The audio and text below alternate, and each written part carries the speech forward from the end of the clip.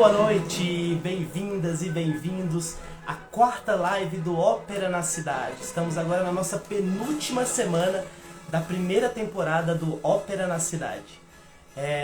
Nessa semana nós falamos dos episódios 7 e 8. O 7, Far e tipos de vozes, e o oitavo, que é a pergunta como se faz uma ópera, né? Como é feita a ópera. Começando pelo episódio 7, Far e tipos de vozes, a gente tem que levar em consideração que ali no início da ópera, né, a gente falou lá no episódio 2, o nascimento da ópera, sobre como a ópera era criada exclusivamente para grandes celebrações, né, para celebrações de famílias ricas lá de Florença, no início, né, no nascimento da ópera.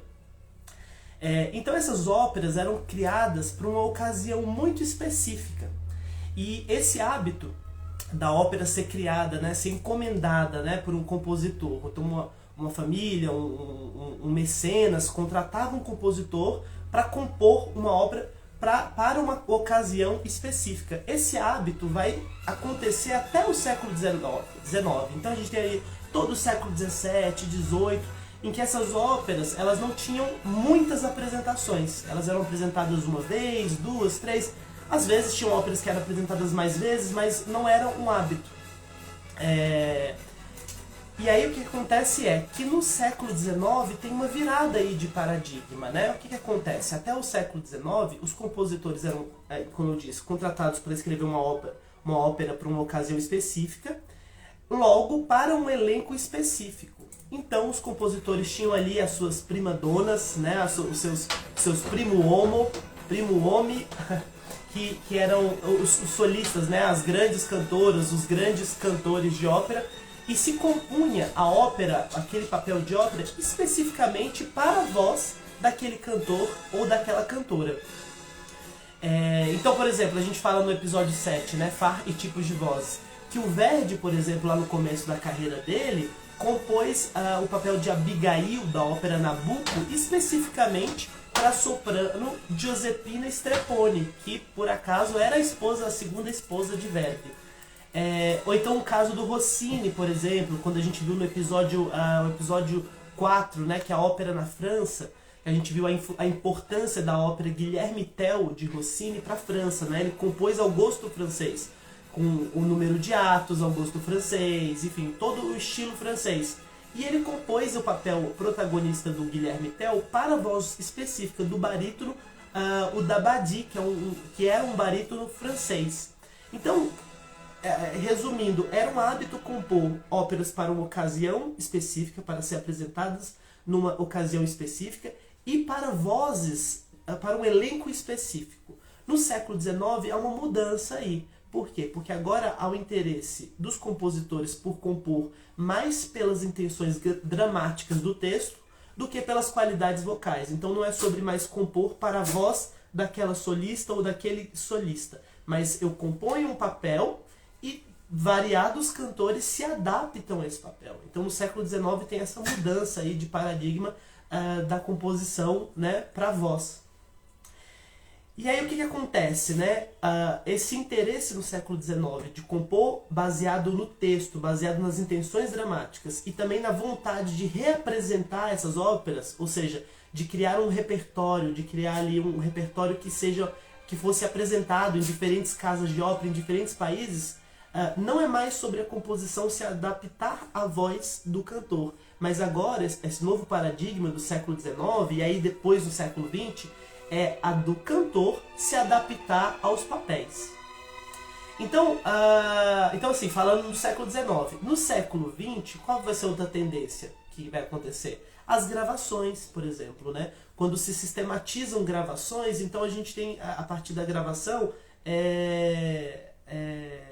modelos de como interpretar essa música. Então, cada vez mais vai se formando um repertório, né? Como a gente fala, ópera de repertório, né? Ou casas de ópera de repertório, que são casas de ópera que apresentam, às vezes ali no ano, uma ou duas óperas novas, mas em geral eles apresentam todos os anos aquele número de óperas de repertório, que é o quê? La Traviata de Verdi, Rigoletto, ou óperas de Mozart como Don Giovanni, que mais? A Flauta Mágica, enfim, todo esse vocabulário, essas óperas que a gente conhece, né, que a gente ouve falar que são títulos famosos, estão nessa tradição da ópera de repertório. Então, essas óperas que são representadas não mais é sobre adaptar-se à qualidade vocal dos cantores, mas os cantores é que agora se adaptam à realidade daquele texto musical. E aí é nesse contexto que surge o sistema FAR, que a gente fala aí no episódio, né, no episódio 7, FAR e tipos de voz. A gente viu no episódio 6, lá no Bel Canto, que houve, né, toda aquela questão, aquela tradição de fixar a divisão vocal em 6 tipos básicos. As femininas, né, do agudo para o grave, soprano, mezzo-soprano e contralto, e as vozes masculinas, do agudo para o grave, tenor, barítono e baixo. Mas nesse contexto em que você tem centenas, talvez milhares de óperas compostas em diferentes países, em diferentes épocas, há uma necessidade, aí falando da Alemanha, a gente viu também lá no episódio da ópera em alemão, o episódio 5, para quem não viu ainda tá valendo, pode ver esse episódio, interessante também. A gente comenta lá no episódio sobre a ópera em alemão que essa ópera que acontece, né, nuclearmente na Áustria e na Alemanha são tradições fortes, escolas fortes, com apresentação de óperas quase que diariamente, né? Quase diariamente, segunda a sexta-feira, tem óperas sendo apresentadas nesses países, né? E aí é nesse contexto dessas casas de óperas que acontecem quase que de segunda a segunda e com um repertório definido, foi necessário, na Alemanha, estabelecer, ou seja, eu tenho uma casa de ópera, por exemplo, a casa de ópera em Viena, uma casa de ópera em várias cidades da Alemanha, na Áustria, em Berlim e outras casas de ópera, eles contratam um grupo de cantores. E aí há uma sistematização, o sistema FAR serve para quê? Para facilitar que tipos de papéis aqueles cantores do elenco podem cantar. Então não é mais sobre ser dividido só entre soprano, mezzo-soprano e contralto e tenor, barítono e baixo. Agora eu tenho um casting, ou seja, eu tenho um elenco de alguns tenores com diferentes características. Então eu tenho a soprano, por exemplo, vários sopranos. E aí tem uma soprano coloratura, né, ou leggero, uma soprano dramático coloratura, uma soprano dramático, né, ou espinto, como a gente viu lá no episódio 7. Ou seja, a gente tem vários sopranos nesse elenco para se adaptar ao repertório que eu vou executar, né, nessa casa de ópera, que às vezes funciona de segunda a segunda, e hoje tem uma ópera, amanhã tem outra. Então por isso o sistema FAR. O sistema FAR vem dessa necessidade, né? Na Alemanha é um sistema alemão, é um livro, né, em que elenca qualidades vocais sonoras de diferentes vozes para melhor auxiliar esse gestor da casa de ópera, esse maestro lá, essas pessoas que trabalham na casa de ópera, a escolher os seus cantores, né? Então a gente viu lá, então, por exemplo, no episódio 7, o FAR, tipos de voz. Então entendemos agora em que contexto surge o sistema FAR. É esse, de uma grande produção diária de ópera e a necessidade de ter cantores preparados para cantar os diferentes papéis. Então a gente entendeu, por exemplo, que a Rainha da Noite, na Flauta Mágica do Mozart, por exemplo, né, aquela área muito famosa da área da Rainha da Noite, né, a gente entendeu que aquela área ela demanda uma voz de soprano muito leve, com muita agilidade, com muita capacidade de cantar melismas, né? Aquelas passagens melódicas rápidas que se você escutar, né? Escutar a área da Rainha da Noite, você vai ouvir. Exige muita agilidade, essa capacidade de cantar muitas notas rápidas uma após a outra. Ou seja, no sistema FAR, a gente já entende que o papel da Rainha da Noite é para uma soprano coloratura. Então, quando esses cantores vão audicionar para uma casa de ópera, eles são classificados naquelas classificações básicas, soprano, mezzo-soprano e contralto, e tenor, barítono e baixo, mas eles também são classificados no FAR deles, né? Nas subclassificações deles. Então a gente vê no episódio 7, né? E é legal assistir o episódio 7 porque você tem a experiência de ouvir diferentes sopranos. Então o soprano coloratura, que é a voz mais aguda, mais ágil, mais leve. Aí o soprano dramático coloratura, que já tem mais peso. Por exemplo, Maria Callas é um soprano dramático coloratura. Tem mais projeção, tem mais é uma voz mais redonda, um pouco mais pesada, mas ainda muito capacidade de cantar melismas, né, coloraturas. Aí depois a gente vê outras cantoras, que é o caso da soprano lírico, né? Uma voz mais encorpada, mas ainda melodiosa, ainda com facilidade nas notas agudas. Depois uma soprano dramático, espinto, com mais voz de peito, né? Mais projeção nas notas graves. E assim por diante. Então eu espero que tenha ficado claro. Quem não viu ainda o episódio 7, assista Far e Tipos de Vozes. E aí é muito interessante nesse episódio, além de ouvir esses exemplos sonoros para vocês perceberem as diferenças de qualidades vocais dessas diferentes classificações, é interessante também ler os quadrinhos que aparecem nesse episódio 7, que tem uma descrição da qualidade dessa voz. Então, quando esses cantores vão ser classificados, a gente fala no vídeo, né? Baseado em quê? Em extensão e tessitura, ou seja, de que nota mais aguda ou mais grave um cantor canta, ou a cor da voz, ou o brilho, se brilha mais na região mais aguda ou na mais grave, né? Porque uma soprano leggero, ela tem mais brilho nas notas agudas.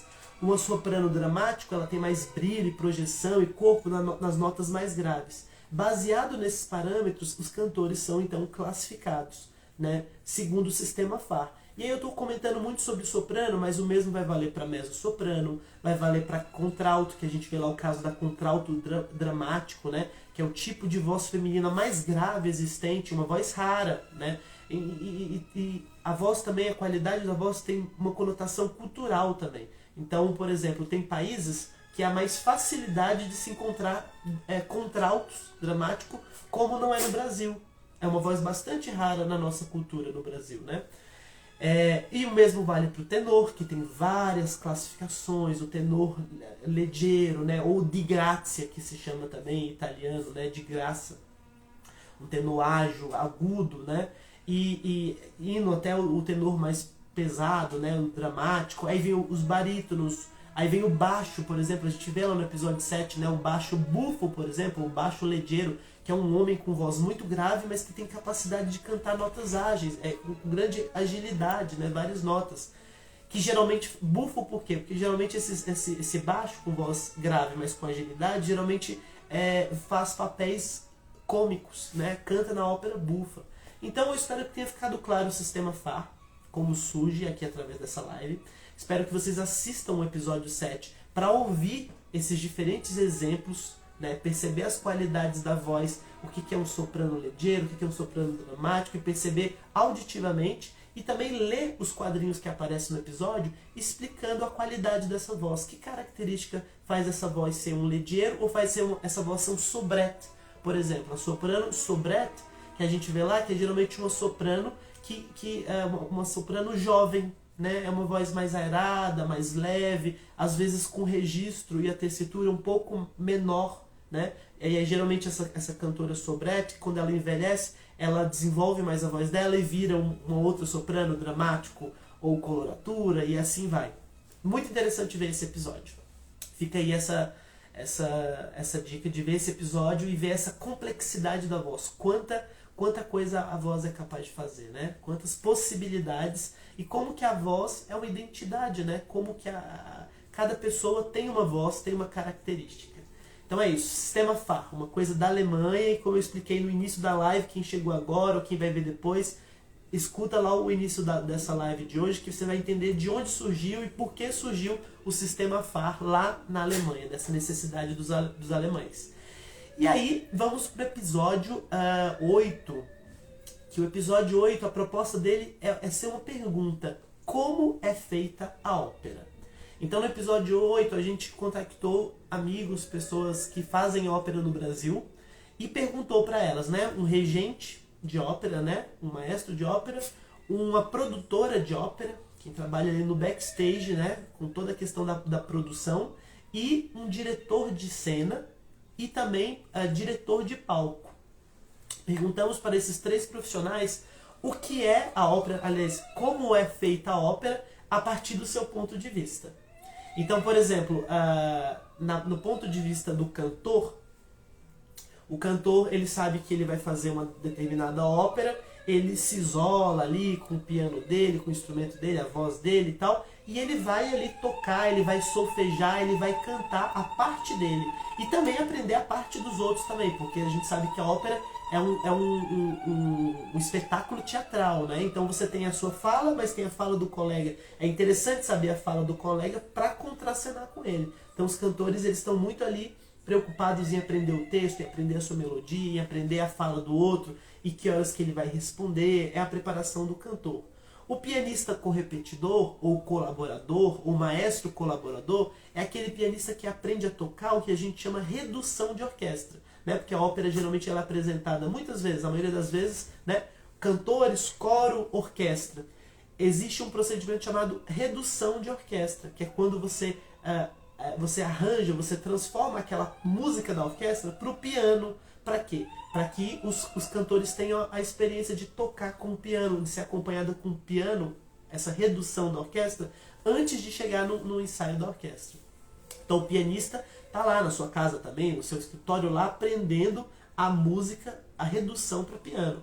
O regente está lá aprendendo todas as partes vocais, aprendendo o texto, aprendendo a orquestra, que instrumento entra, de que hora entra, as dinâmicas, se é forte, se é piano, a dicção, como pronuncia, se a ópera é em italiano, se ela é em francês, se ela é em alemão, se ela é em português, se ela é em russo.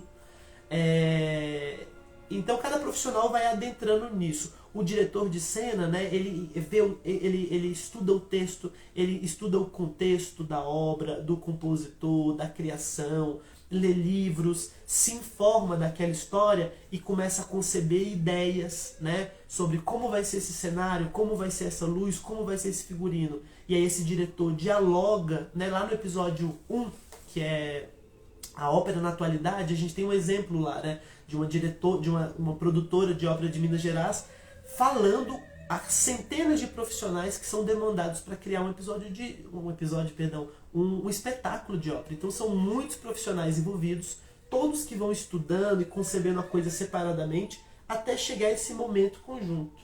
E aí no episódio 8, né, como é feita a ópera, o regente convidado, que é o Gabriel Reins Quirato, ele comenta uma coisa muito interessante e que é importante a gente entender. O processo de ensaio, né, como é ensaiado, depois que todo mundo ali concebeu sua coisa isolada, é a hora de encontrar, né? Então tem as reuniões ali da produção, dos diretores, dos iluminadores, do encenador, do maestro, para ter as ideias conceituais de como vai ser o espetáculo, e aí começam os ensaios.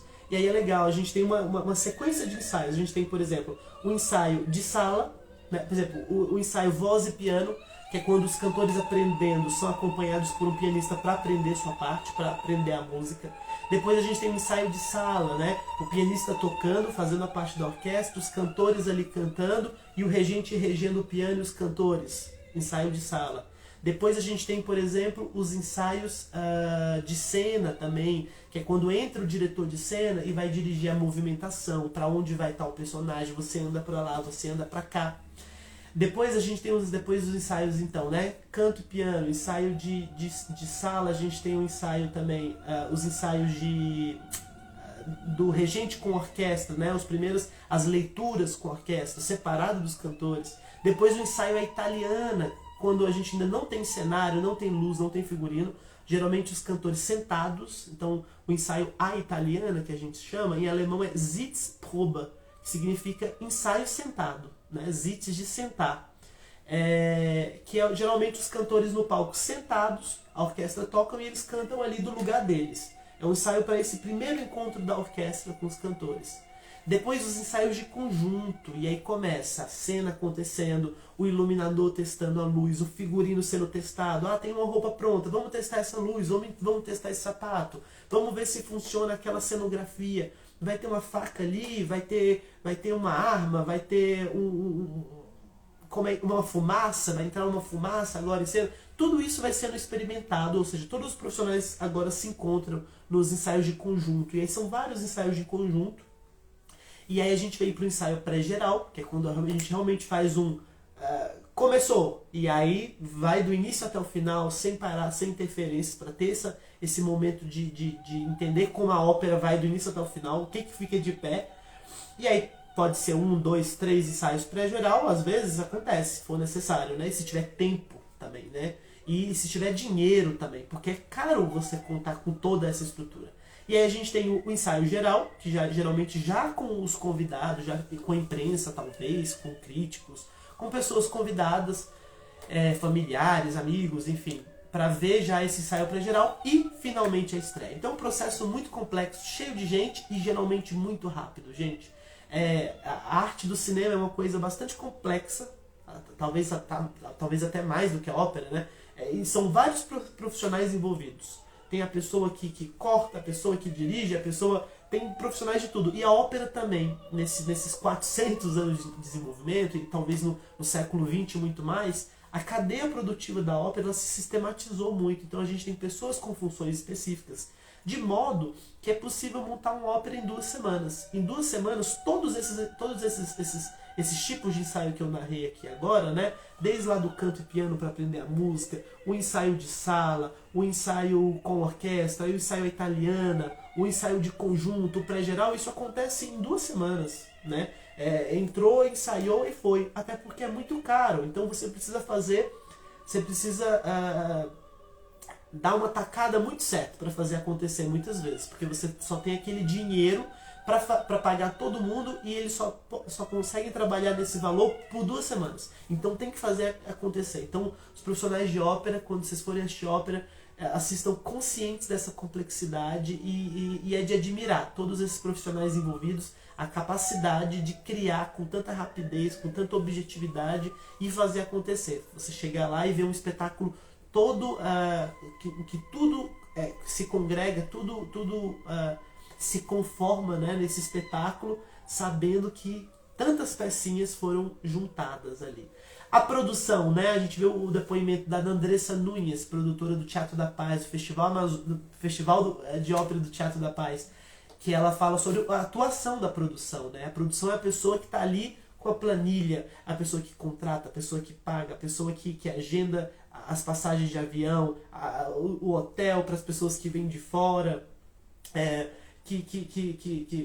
que contrata a cenografia, a pessoa que realmente cuida da gestão desse espetáculo, né? A pessoa ali do negócio ópera, né? Que cuida de gerir o dinheiro, de gerir os recursos humanos para se fazer a ópera, né?